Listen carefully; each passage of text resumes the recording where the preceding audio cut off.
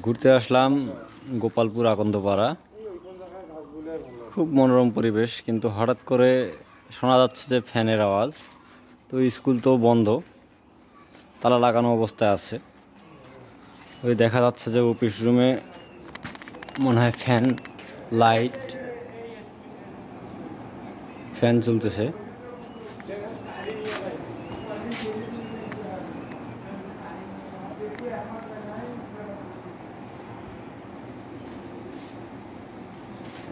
Office রুমে তালা মারা, লাইট ফ্যান সমস্ত কিছু চলতেছে।